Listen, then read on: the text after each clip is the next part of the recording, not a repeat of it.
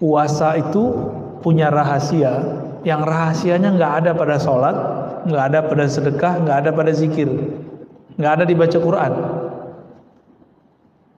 Kenapa? Karena Allah mengatakan dalam hadis qudsi, as-saumu li wa ana ajzi bih. Hadis sahih Bukhari Muslim.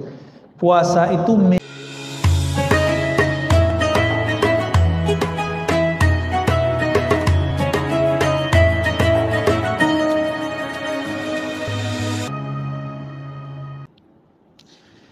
saya akan menyampaikan Kitabus Shaum bab puasa yang ada dalam kitab Mukhtasar Minhajul Qasidin karya Imam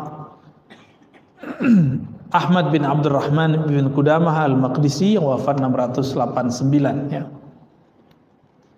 Apa kata beliau? I'lam anna fi shaum khasisatan laysat fi ghairihi.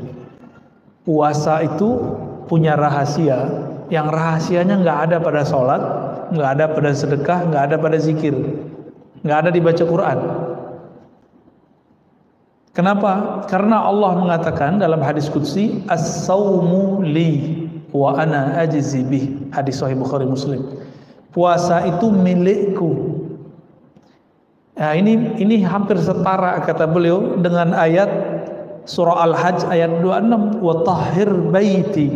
Sucikanlah baitku, rumahku. Jadi Allah menyebut dan memuliakan Ka'bah dan mengatakan itu rumahku.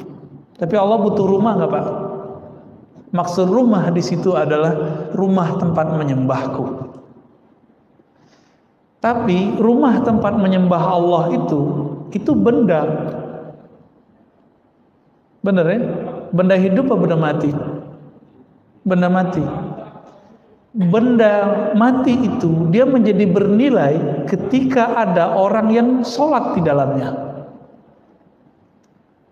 Tubuh ini dia punya riyadhah, punya amalan yang nggak bisa dilihat orang. Kalau saya sholat kelihatan nggak sama orang, baca Quran kedengeran sama orang, jalan ke masjid kelihatan sama orang.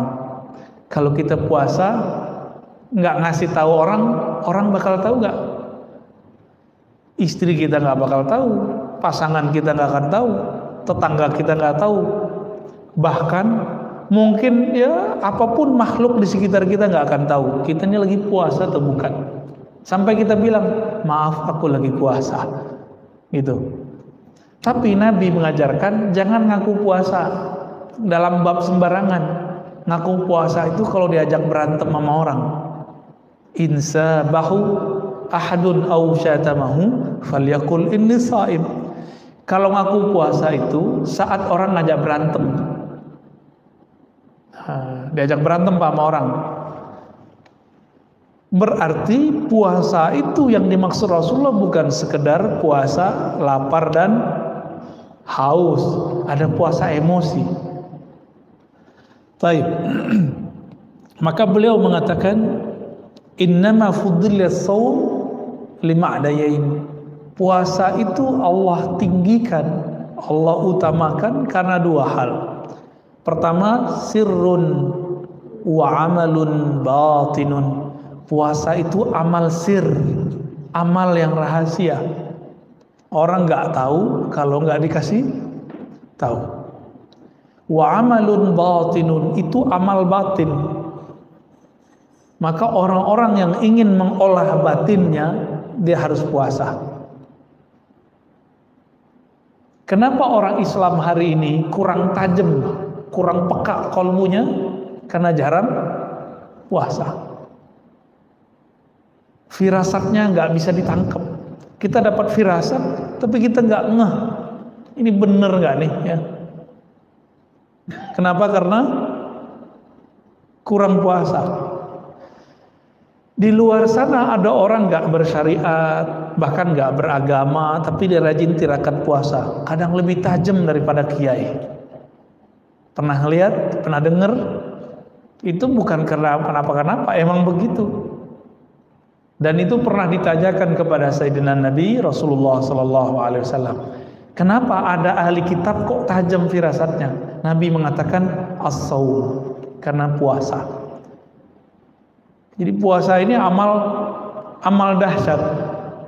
Ya, bisa menutupi kesalahan. Makanya Nabi Adam dulu sujud 40 hari 40 malam, nggak makan nggak minum. Ada yang kuat begitu nggak Pak? Tapi wajar, Nabi Adam tubuhnya tubuh surgawi, nggak makan nggak minum juga nggak masalah 40 hari. Kita 4 jam udah langsung bingung ya, ini nggak tahu nih nasi apa nih hari ini nih. Kebuli lagi? Bukan ya, membuli kali Pak. Syukran. La yarahul khalqu wa la yadkhuluhu riya. Tidak ada makhluk yang melihatnya sehingga riya tidak mempunyai tempat pada puasa. Kalau sholat masih bisa riya enggak? Masih Pak.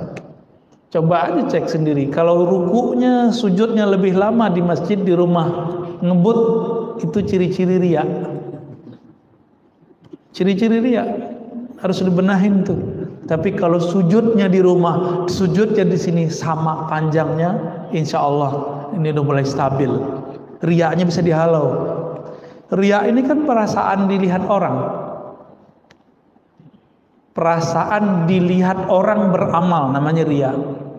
Kalau sombong, perasaan dilihat orang punya ilmu, punya harta.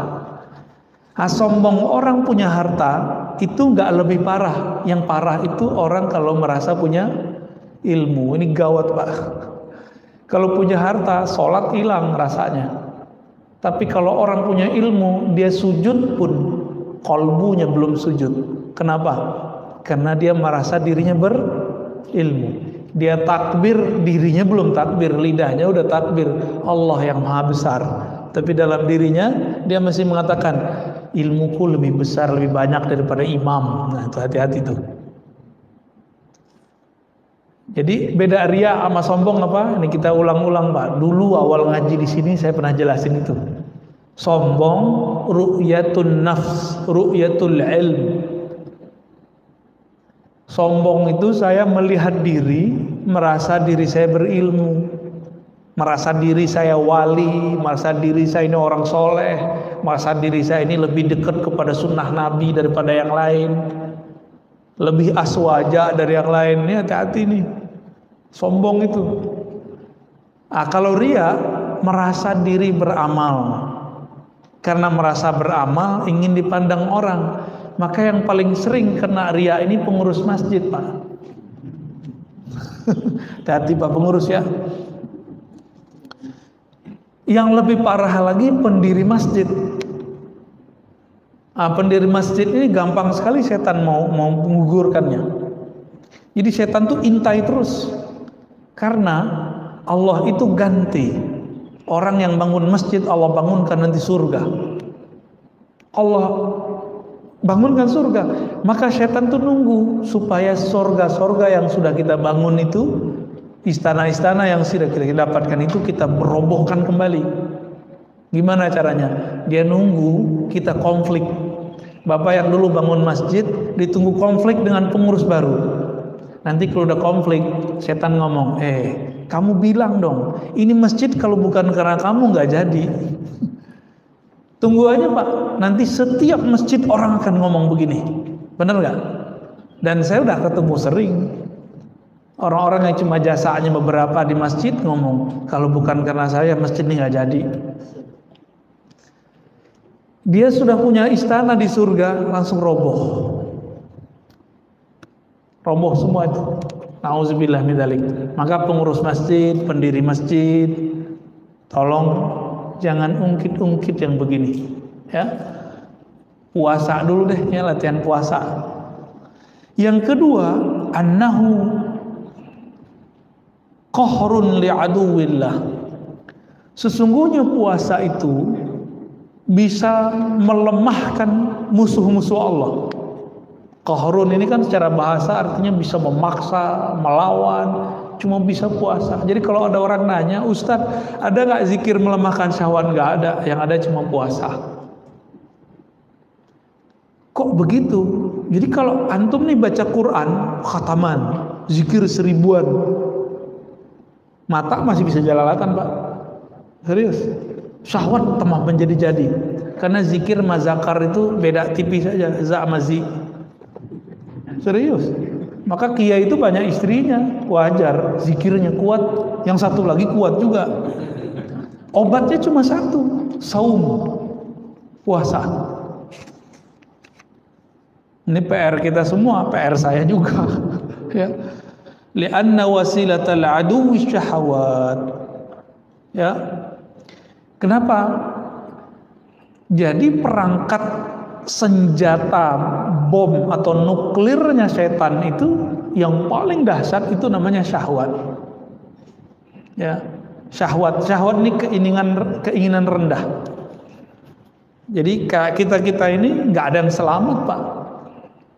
Saya apalagi tiap hari ketemu yang macam-macam, Pak. Ya, mulai dari jamaah yang begini sampai begitu setiap hari.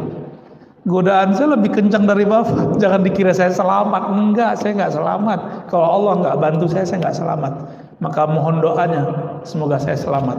Amin ya rabbal alamin. Dan kita juga doakan Bapak Ibu ya, semoga selamat juga. Ini berat persoalan ini. Dulu Barsisa lewat karena masalah ini. Ya. Barsisa lewat di Sahih Bukhari kan disebutkan itu persoalan ini. Tapi ada juga seorang perempuan yang sering kita lihat, mungkin kita jijik kalau ngelihat begitu. Perempuan bari, ya. Perempuan pelacur, PSK, Allah ampuni, bukan karena dia ngapa-ngapain, tapi cuma karena ngasih. Nah begitu. Jadi agama itu gampang-gampang susah. Dosa besar. Tapi kalau mau diampuni, gampang sekali jalannya. Maka saya katakan kepada diri saya, kepada kita semua, kepada semua para pendosa, semua kita ini pendosa, jangan putus asa dari rahmat Allah. Siapa tahu dengan amal sedikit Allah angkat kita.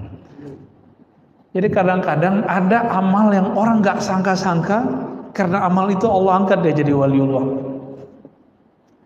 Kalau versi kita nih, perempuan yang tadi pelacur itu Allah ampuni dan dijadikan kekasih Allah cuma dengan ngasih si guguk.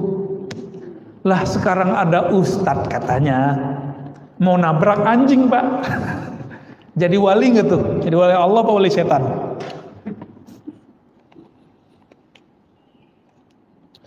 Innama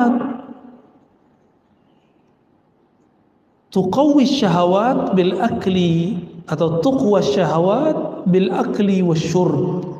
Syahwat itu hanya bisa dikuatkan dengan makan dan minum. Benar ya? Iya.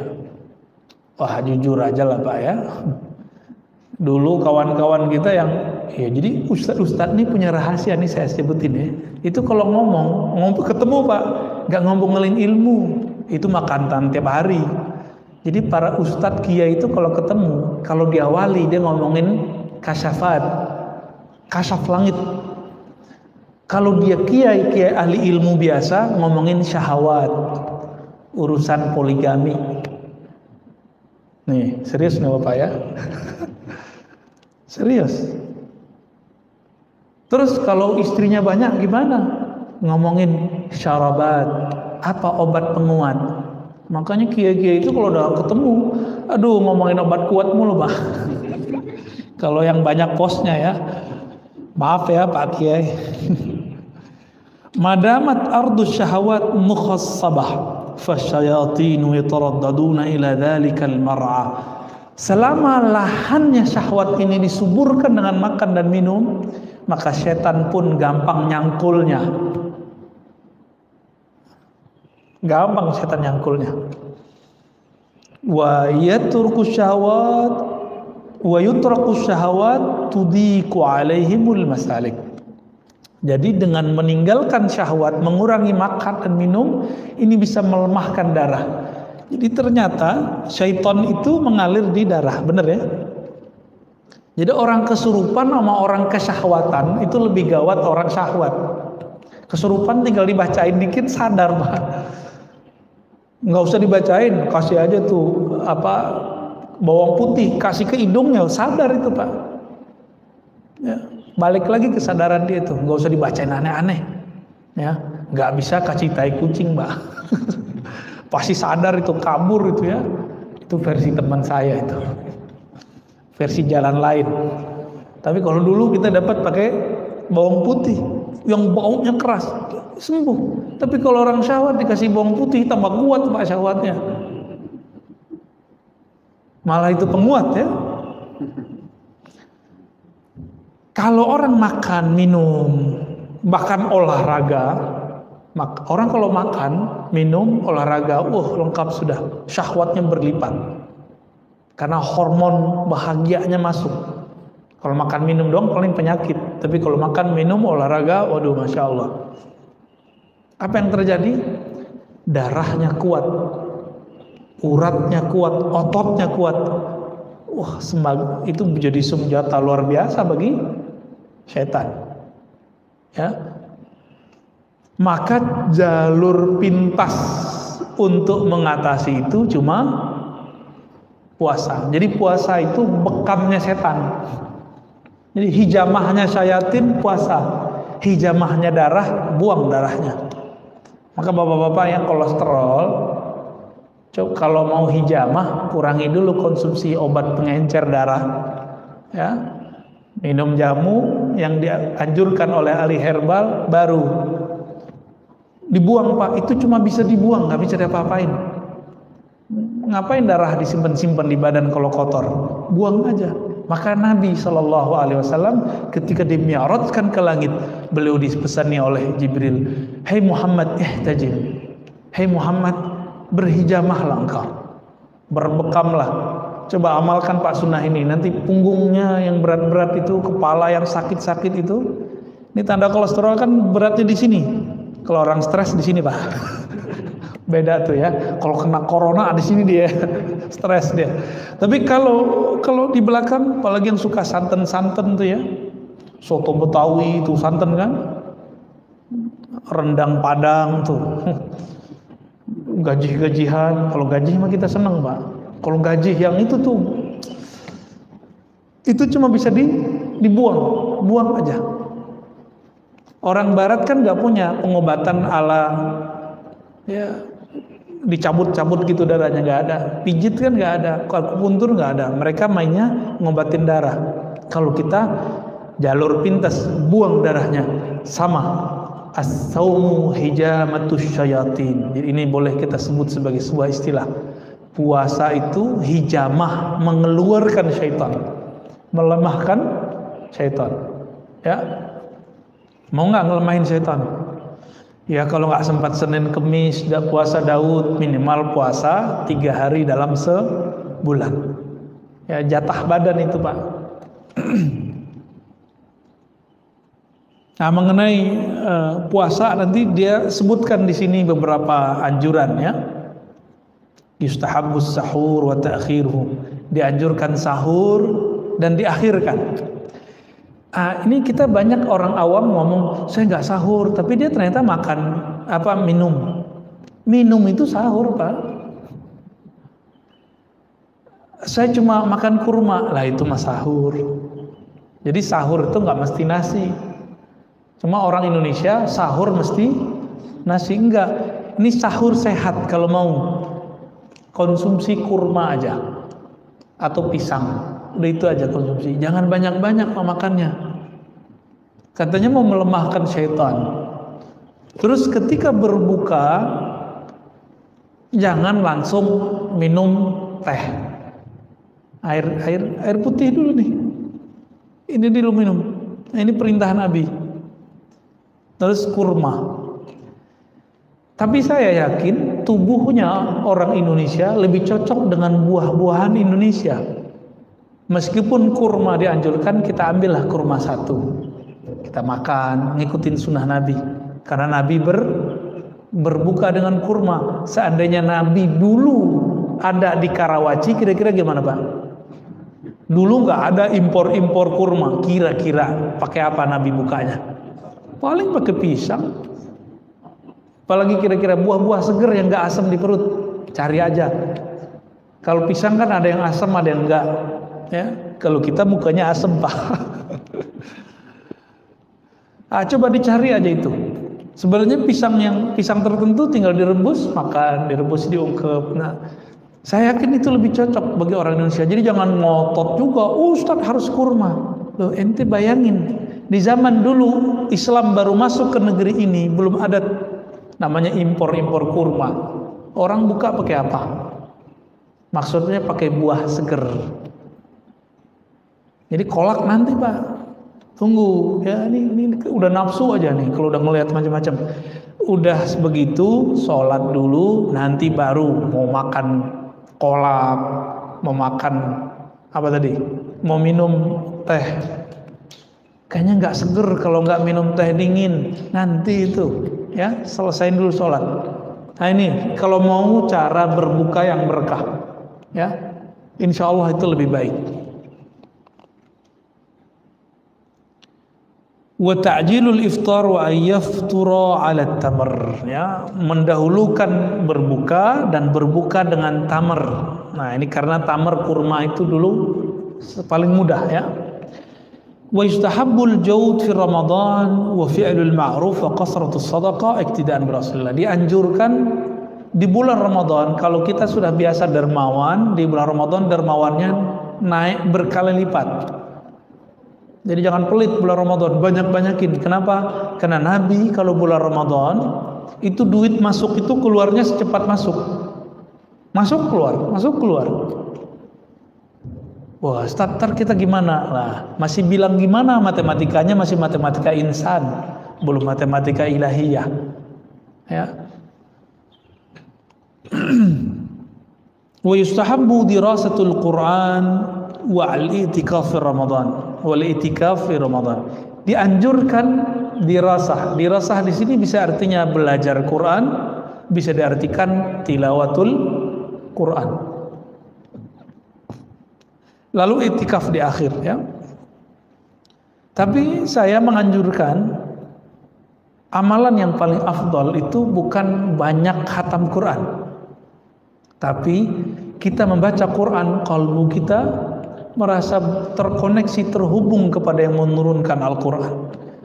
Maka tips yang kami ajak kepada teman-teman kami yang mau khatam Quran, sebelum baca Quran zikir dulu, istighfar, ta'awuz, perbaharui syahadat, kalbunya disebut nama Allah. Ya Rahman, Ya Rahim, apa nama Allah yang kita kenal.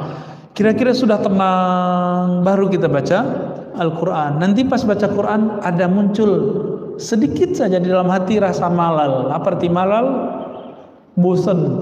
Berhenti dulu Pak, taruh lagi Qurannya, zikir lagi. Atau sholat 2 rakaat. Selesai Assalamualaikum, zikir sebentar, tenangkan diri, yakinkan bahwa Allah yang menurun Quran itu memandang kita. Dan betapa ridho dan senangnya Allah. Risalah-risalah cintanya yang bernama Quran dibaca oleh hambanya. Rasa itu muncul, baru baca Quran lagi. Begitu Pak terus. Jadi seumuran kita ini, apalagi sudah di atas 40, 50, 60, nggak usah ngejar 7 kali khatam, nggak usah. Capek Pak. Ya. Ngamal tuh nggak usah ngoyo. Tahu ngoyo ya? Nggak usah terlalu maksa diri. La ikraha fiddin itu tidak hanya persoalan maksa orang masuk Islam, tapi la ikraha fiddin kalau versi kita tidak ada namanya pemaksaan dalam beramal. Itu juga bisa diartikan ke arah sana, walaupun penafsirannya penafsiran jauh. Jadi coba nanti gunakan metode ini. Tilawah ma'az zikr namanya. Membaca yang dikolaborasikan dengan zikir. Intinya Quran, ingat Allah bukan? Lalu ada orang baca Quran gak ingat Allah, afdol gak baca Qurannya? Enggak. Maka di saat orang lagi begitu, afdalul zikri la ilaha illallah. Zikir yang afdal adalah la ilaha illallah. Kalau zikir la ilahnya sudah nancap di kalbunya, qaulus sabit, baru kembali ke Quran lagi. Lalai lagi kalbunya, balik lagi ke zikir, sholat 2 rakaat, begitu. Mau ngamalin begitu. Jadi nggak usah terlalu buru-buru baca Quran, yang santai aja. Ya, mau Pak begitu. Jadi Ustadz saya ikut komunitas ini, komunitas itu. Udah, ini komunitas buat diri sendiri, jadi komunitas diri sendiri. Kapan kita akan bisa mengatur diri kita sendiri Pak? Kenapa khatam Quran aja harus pakai komunitas? Ya, tanda kita lemah. Makanya Sayyidina Ibrahim Al-Khalil alaihissalam, beliau itu disebut Allah umat. Dia sendiri tapi disebut umat. Kita banyak mungkin belum disebut umat karena kita lemah. Beliau sendiri bisa mempengaruhi orang sekampung, senegeri. Kita untuk mempengaruhi diri sendiri aja nggak bisa. Ntar gimana kalau sakaratul maut datang? Datang sakarat, apa arti sakarat? Mabuk.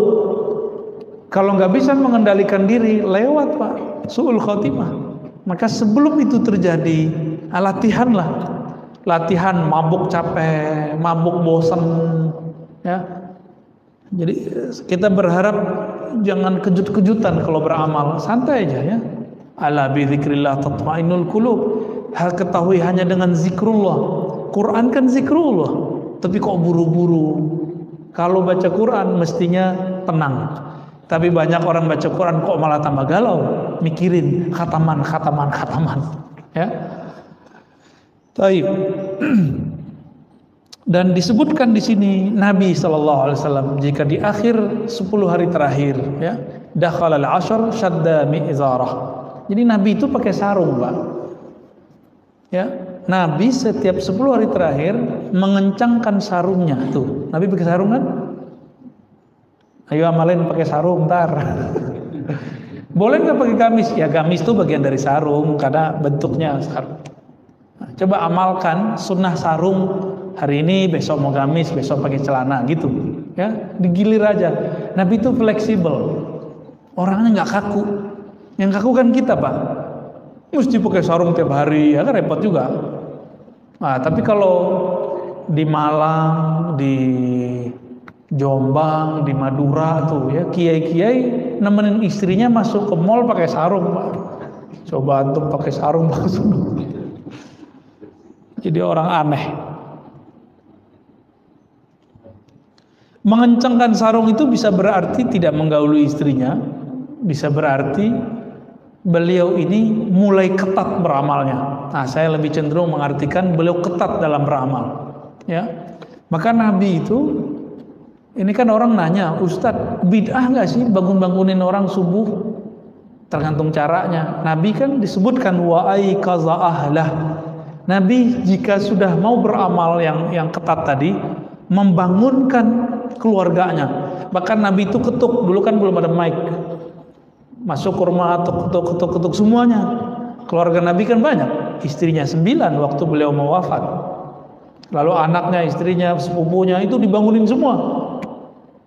Nah, disitulah sunnahnya membangunkan orang qiyamul lail. Jadi kalau ada orang nanya, ada nggak sih dalilnya? Ini dalilnya. Dulu metodenya manual satu-satu, sekarang bisa lewat toa. Ya, bukan tua Pak ya, toa. Pakai sound, pakai mikrofon. Yang penting jangan ugal-ugalan. Ini masjid Baitullah, rumah tempat menyembah Allah.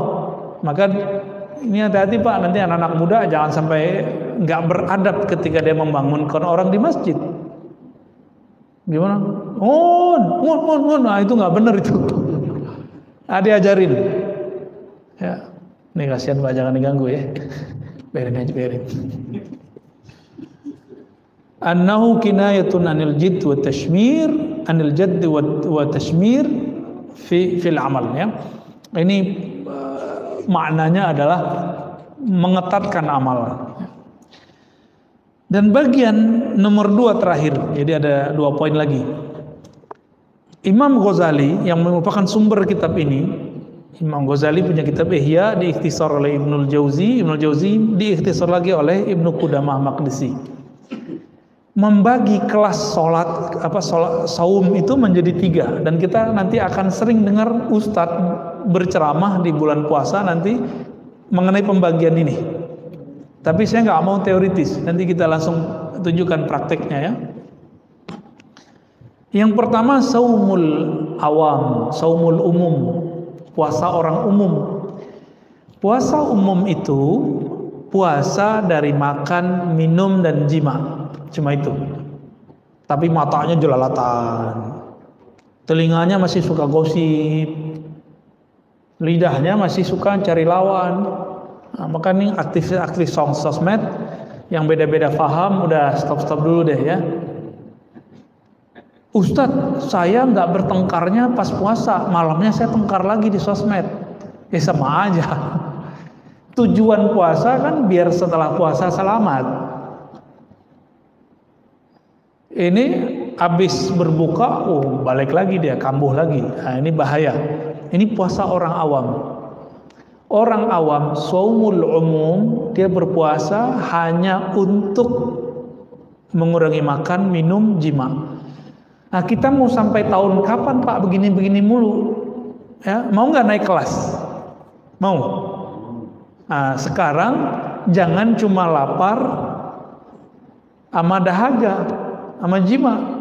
Sekarang ditambah puasa anggota tubuh dari maksiat.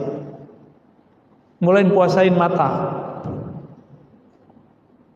Itu kalau buka YouTube kan ada iklannya macam-macam, Pak. Berarti kurangin dulu nonton YouTube-nya, ya. Saya mau nonton Ustadz di YouTube. Nggak usah dulu deh, tar aja. Cari yang nggak ada iklannya. Cari yang channel yang nggak ada berbayarnya, monetize-nya.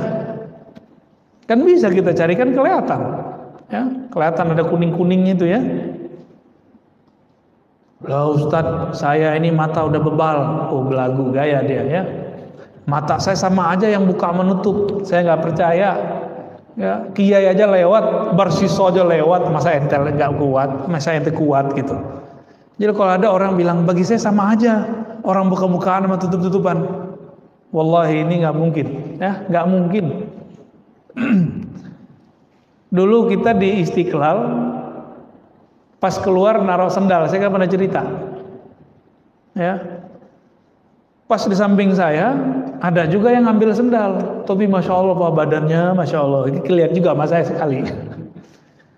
Tapi yang melotot matanya itu si penjaga sendal. Kita dicuekin sama dia, kita mau ngambil sendal nggak ada dengar sama dia. Akhirnya kita tegur, mas, sendalku. Gitu amat sih ngeliatin orang. Iya di rumah gitu-gitu aja katanya. Masya Allah. Itu udah di masjid Pak. Maka di masjid, bahkan di Masjidil Haram, banyak yang modus sengaja nyenggol-nyenggol orang India, ya, cewek-cewek Turki yang bening-bening. Jadi setan itu mau di depan Masjidil Haram tetap aja setan, ya. Orang bersyahwat di depan sama aja. Memang begitu, tabiat badan kita begitu. Kita nggak akan munafik dalam masalah itu. Sama kita semua. Bedanya ada orang yang tahu cara mengendalikannya, atau ada yang kalau terjebak dia tahu jalan pulangnya. Dia tahu cara sadarnya, itu aja bedanya. Maka yang afdol itu memang kalau ke Masjidil Haram kita puasa Pak. Jadi nggak berani, wah nggak enak, nah gitu ya. Sering istighfar jadinya. Ini namanya puasa khusus. Jadi puasa khusus ini, kalau khusus bahasa Arab artinya istimewa. Tadi puasa orang awam. Kalau sudah naik ke puasa yang istimewa, itu anggota tubuh ikut puasa. Itu dia bahagia itu Pak. Ya, Allah mandangnya sudah ridho. Itu puasa udah langsung diterima. Langsung diterima tuh. Ustadz gimana kalau sesekali kelewat juga? Kan kita bisa istighfar. Ini loh uniknya. Orang kalau belum sampai ke taraf ini, dia nggak tahu kalau tobat istighfar itu ada tingkatannya. Ada puasa dari dosa zahir, ada puasa dari dosa batin. Ini baru dosa zahir nih. Cobain Pak, ya. Berpuasa dari dosa yang zahir. Mata yang jelalatan, mata yang memandang orang rendah, telinga yang mesti suka gosip. Bahkan untuk mendengarkan kajian-kajian perdebatan kurangi. Nanti jantung kita ngipas dia Pak. Bener nggak? Ini kalau dengerin Ustadz Fulan, apalagi yang ngadu-ngadu saya sama siapa gitu ya, nanti jantung antum tuh deg-degan tuh. Coba itu nggak usah ditonton dulu. Ini yang buat video ngadu-ngadu orang, ente stop dulu deh bulan puasa. Ya, ini kan banyak yang hobi. Ada yang motong-motong video, ya masya Allah. Kalau motongnya nggak bener, saya nggak tahu tuh hisapnya ntar gimana di sana ya. Ada yang di atasnya istimewa, khususul khusus, begitu di kitabnya. Apa kata beliau? Nah, ini agak berat bahasanya. Kita pakai bahasa Arabnya ya. Fahuwa saumul qalbi 'anil himamid daniyah. Puasa yang di atas istimewa tadi, ini kelas 3 nih. Tadi kelas 1 umum, kelas 2 khusus. Kelas yang lebih khusus lagi, ini kalau sudah bisa puasa begini, udah jadi calon wali Pak kita. Mau nggak jadi calon wali? Ya mau semua, masa nggak mau jadi wali sih? Wali artinya apa? Kekasih Allah. Wali itu bukan orang sakti Pak. Wali aja mati kok. Ini salah satu ulama kita, wali itu ya, waliullah itu. Abah Uci Turtusi, gurunya beliau ini, guru kita semua. Ya. Wali meninggal, apalagi yang bukan wali. Biasanya wali itu kalau meninggal dikasih kabar dulu biasanya. Nah kalau walinya spesial, dia bisa request meninggalnya kapan. Seperti Nabi, kan wali ini pewaris para Nabi. Nabi Adam bisa nolak, Nabi Musa nonjokin malaikat maut Pak. Hadis Bukhari itu. Malaikat maut datang nyamar jadi orang biasa. Ditanya oleh Nabi Musa. Nabi Musa belum memakai kolbunya, masih pakai pikirannya. Mana anta? Ente siapa? Saya malaikat maut mau cabut ente. Nabi Musa dilawan ya. Dulu orang ditonjok Nabi Musa langsung mati. Itu kekuatan Nabi Musa tuh. Ditonjok Nabi Musa langsung mati. Makanya bisa megang tongkat sehingga bisa memukulkan ke pantai itu, ada batu di tepi pantai Laut Merah. Itu cuma Nabi Musa Pak di zaman itu. Kalau bukan beliau yang megang, itu tongkat nggak bisa bekerja sehebat itu dengan izin Allah tentunya. Baru sembelah itu laut. Saking kuatnya itu. Coba antum mukul-mukul tuh. Ini aja belum tentu patah ya. Jadi karate sekarang tuh nggak ada apa-apanya ya. Taekwondo apa boxer mecah-mecah itu nggak ada apa-apanya sama Nabi Musa. Ditonjok itu matanya keluar Pak. Matanya malaikat mau keluar matanya langsung. Ya. Kayak film-film kartun tuh. Itu kejadian tuh Nabi Musa. Tapi itu kan penjelmaan malaikat maut. Itu bukan malaikat maut yang asli. Cuma penjelmaan aja. Balik lagi ke Allah.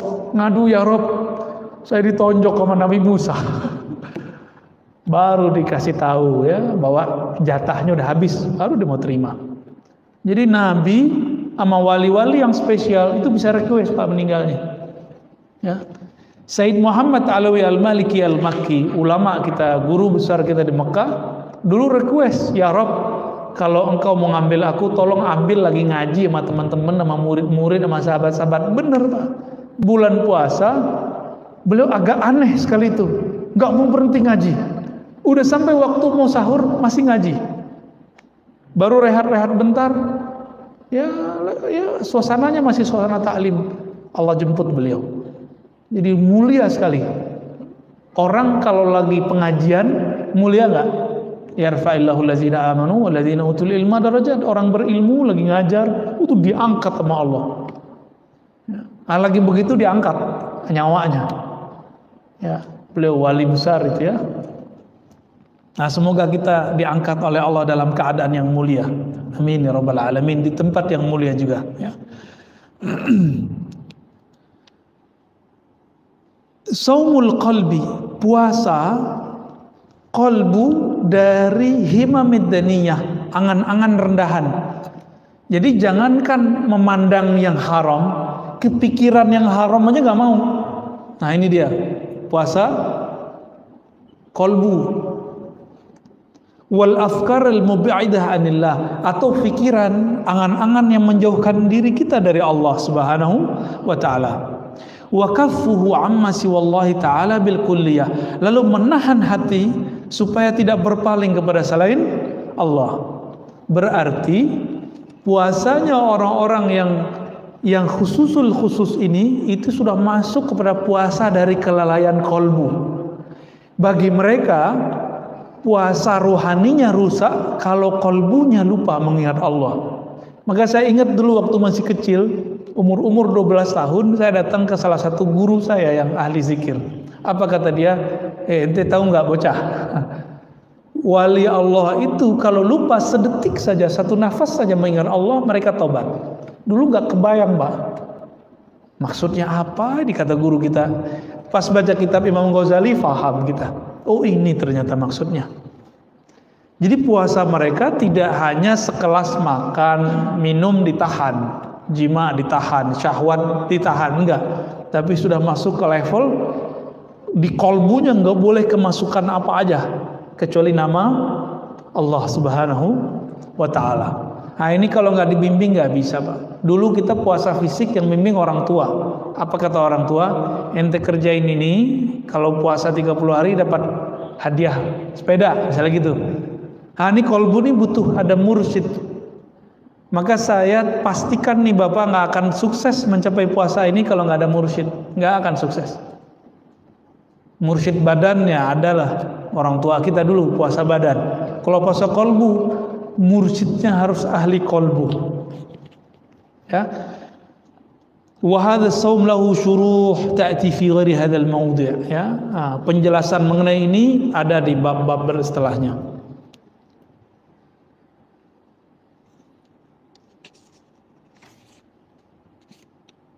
Nah, ini penjelasannya banyak. Kita langsung ke persoalan terakhir. Bolehkah puasa dahar? Dahar itu bukan dahar bahasa Jawa sama Sunda. Dahar bahasa Sunda apa? Makan.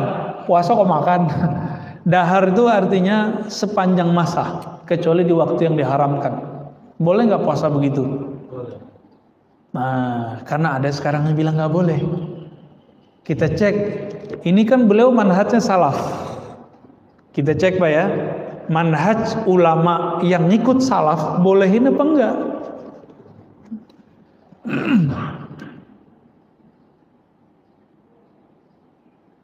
Fa amma saumud dahri fa fi afradi Muslim min hadits Abi Qatadah anna Umar radhiyallahu ta'ala anhu sa'ala an-nabi sallallahu alaihi wasallam faqala kaifa biman yasumud dahr kullah qala la sama wa la aftar illa yasum lam yuftir.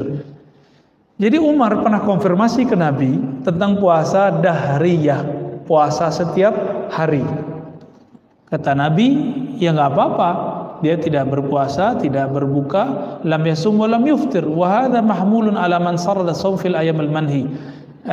Tapi dilarang jika apa? Jika dia berpuasa di hari yang terlarang, maka dikatakan la shoma wa la aftara. Ya. Lalu dikatakan di sini faqad ruwiya an Hisham bin Urwah anna abahu kana yusridu shauma wa kanat Aisyatu tusarrid. Jadi ada ulama salaf di kalangan sahabat dan tabi'in itu berpuasa hampir tiap hari kecuali di hari yang haram. Yang haram apa aja? 2 hari raya. Ya. Terus hari tash udah Pak beres. Berarti cuma dua time itu 5 hari. Hari raya Idul Fitri, hari raya Idul Adha, lalu tasyrik 3 hari. Udah 5 hari doang. Di luar itu kita boleh nggak berpuasa setiap hari? Dijawab oleh beliau, ya boleh. Kenapa? Karena Aisyah melakukan itu. Sayyidah Aisyah ini setelah Nabi wafat beliau puasa tiap hari. Masa orang Syiah nuduh beliau ini pelacur, Pak? Jadi orang-orang Syiah ini lagi berebut nih sama Wahabi di Indonesia. Hati-hati Pak antar ya. Orang Syiah berebut sama Wahabi di Indonesia. Itu Suriah, isu Syiah sama Sunni, Syiah Wahabi sudah berhasil. Irak hancur. Tinggal Indonesia, negara Islam terbesar yang mesti kita jaga. Dan masjid ini jadi bentengnya Pak. Jangan kemasukan di masjid. Kemasukan orang-orang yang mau memperebutkan negeri ini, yang sudah ahlu sunnah dari dulu. Ya. Oh, kita nggak mengkafirkan Syiah, enggak. Kita nggak mengkafirkan Wahabiyah, enggak. Kita berbeda sama Syiah karena Syiah menghujat para sahabat Nabi. Menghujat Sayyidah Aisyah yang setelah Nabi wafat dia berpuasa tiap hari. Hujatan mereka apa? Aisyah ini fahisyah, pelacur gitu. Nauzubillah min dzalik, ya. Pelaku maksiat, mesum, begitu kata mereka. Waras gitu.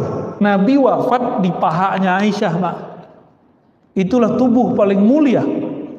Jika ada tanah Makkah, Madinah diinjak oleh Rasulullah jadi mulia, maka tubuh Sayyidah Aisyah adalah tubuh paling mulia. Anas bin Malik didatangi oleh orang. Apa kata orang ini? Wahai Anas, mana mata yang dulu matamu melihat Rasulullah? Kata dia, ini mata saya. Izinkan aku menciumnya. Dicium, Pak, cuma karena ngelihat Nabi. Ada sahabat yang dulu diludahin mulutnya sama Rasulullah.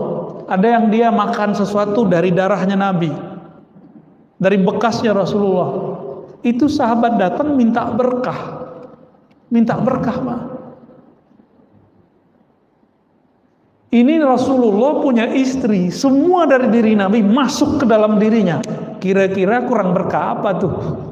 Bukan fahisyah, tapi sahibatul barakah. Di dalam dirinya banyak keberkahan. Jadi kita nggak bisa susah lah ngomong sama Syiah tuh di situ. Ya, ada beberapa kesamaan kita dengan Syiah. Ada kita cinta Ahlul Bait, mereka cinta Ahlul Bait. Kita cinta Habib, mereka cinta Habib. Bedanya Habib mereka benci sama Aisyah, benci Abu Bakar. Ternyata isu ini dijawab oleh cucunya Ali, Ja'far Shadiq, Ja'far bin Muhammad Al-Baqir bin Ali Zainal Abidin bin Husain bin Ali. Berarti keturunan keberapa nih? 5. Ja'far ini punya ibunya keturunan Abu Bakar. Kalau ada sekarang keturunan Husain, keturunan Hasan, khususnya keturunan Husain, keturunan Ja'far, mencaci maki Abu Bakar As-Siddiq sama dia mencaci maki kakeknya dari jalur neneknya. Ja'far punya ibu keturunan Abu Bakar As-Siddiq. Kira-kira gimana? Ya, mungkin jelas, Pak, kita jelas. Tapi saya dituduh Syiah apa sama orang? Kira-kira kita marah nggak? Ya nggak marah, kita ketawa aja. Berarti yang nuduh nggak ngerti Syiah itu apa. Ya, dia punya konsep tasawuf itu Syiah. Kayak saya kan bertasawuf, belajar maksudnya. Saya bukan sufi, Pak, cuma suka gemar, suka belajar kitab tasawuf, ya, berziarah ke orang tasawuf, ngaji kepada ahli tasawuf. Sayanya belum sufi, belum, masih jauh. Ya kalau sufi kita nggak kuat, Pak. Ya nggak kuat kita jadi sufi. Kita jadi orang biasa aja dulu, ya. Kalau Wahabi bagaimana? Wahabi kebalikan Syiah, nggak senang sama habaib, benar nggak? Nanti coba cek, nggak senang sama habaib, benci banget sama habaib. Ya. Maka kalau ada postingan kebencian kepada zuriat Nabi, pastikan dia nasibiyah. Nasibiyah ini kelompoknya sekarang ada di Wahabi. Kalau agak kenceng dikit jadi khawarij, jadi teroris. Kalau yang nggak kenceng ya paling-paling neror-neror pengurus aja paling, ya. Bid'ah ente, ya, ngomong itu, ya. Ente pelaku bid'ah nih. Dihisab nanti di hari akhirat. Ittaqullah, paling gitu-gitu doang ngomongnya. Ya masih bisa diatasi lah itu, kita ngobrol, ngopi bareng, selesai, Pak. Tapi kalau yang sudah yang bersenjata itu nggak bisa ngomong kita, ya. Nah, semoga salafi-salafi Wahabi yang ada di Indonesia cuma teror-teror begitu aja, teror verbal, nggak apa-apa lah. Jangan sampai teror-teror nembak, jangan, nggak boleh, ya. Kalau ada habisin. Kita meminta kepada pemerintah habisin mereka. Tapi saya yakin kebanyakan salafi di Indonesia itu salafi ngaji aja. Ya, kencengnya di pengajian aja. Tapi kalau ini dibiarin terus, coba lihat. Si Ustadz A, Ustadz Fulan udah mulai menentang lagu Indonesia Raya, benar nggak? Bagi dia Indonesia Raya itu tauhid, Pancasila tauhid. Ini kan ambigu, nggak boleh melawan pemerintah, tapi dia anti sama konsep falsafah pemerintah. Ambigu dari kepalanya, ambigu. Ya manhaj ambigu inilah yang sekarang diminati oleh orang-orang baru ngaji. Ya, kita lama ngaji, tapi berasanya kayak baru ngaji juga, ya. Sayyidah Aisyah radhiyallahu taala anha, beliau puasa hampir tiap hari. Jadi kalau antum mau bilang ini bid'ah, wah istri Rasulullah bid'ah dong. Berani bilang istri Rasulullah ahli bid'ah.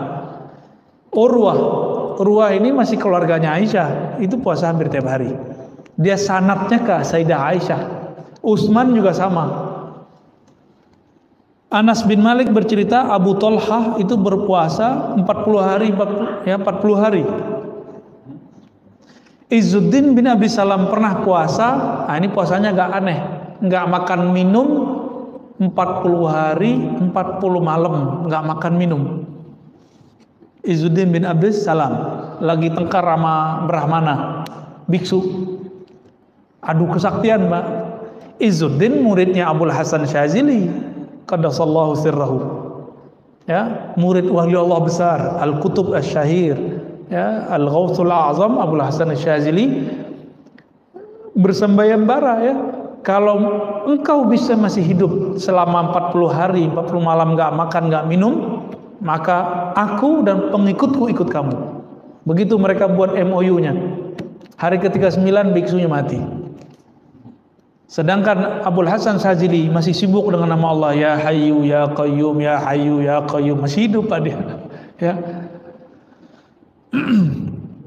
Ibnu Mas'ud, ini lain lagi ya. Jadi ada orang yang nggak kuat kalau puasa. Dia cocoknya ngapain? Dia nggak berpuasa sehingga dia kuat khatam Quran, dia kuat ngajar, dia kuat sholat. Di antaranya adalah Sayyidina Ibnu Mas'ud. Ibnu Mas'ud ini khataman Qurannya banyak, maka beliau caranya makan. Jadi beliau ini syahwatnya jadi taat, kalau kita syahwatnya jadi maksiat. Ini beda aja sama Ibnu Mas'ud. Ya, maka di sini jika boleh kita sebut, tinggal antum pilih di luar bulan Ramadan. Jika memang berpuasa itu lebih nyaman, puasa sebanyak-banyaknya. Jika dengan tidak berpuasa kuat tahajud, kuat sholat, kuat silaturahmi, kuat ngajar, kuat mencari nafkah, ya ikutin itu, ya. Dan luruskan niat kita berpuasa bukan pengen naik pangkat, anaknya biar baik, bukan, kerjaannya lancar, enggak, tapi berpuasa lillahi ta'ala, ya. Maka benarlah hadis tadi yang pembukaan kita, as-saumuli, puasa itu hanya karenaku. Di luar itu puasanya sama kayak biksu, sama kayak pendeta di luar kita, sama kayak orang-orang kanuragan. Puasa kita bukan puasa itu, puasa kita karena Allah Subhanahu wa ta'ala. Semoga kajian ini adalah prakondisi kita sebelum masuk Ramadan. Allah terima puasa kita di bulan ini, Allah panjangkan umur, Allah pertemuankan kita dengan Lailatul Qadar, amin ya rabbal alamin. Ya Rabbah, udah.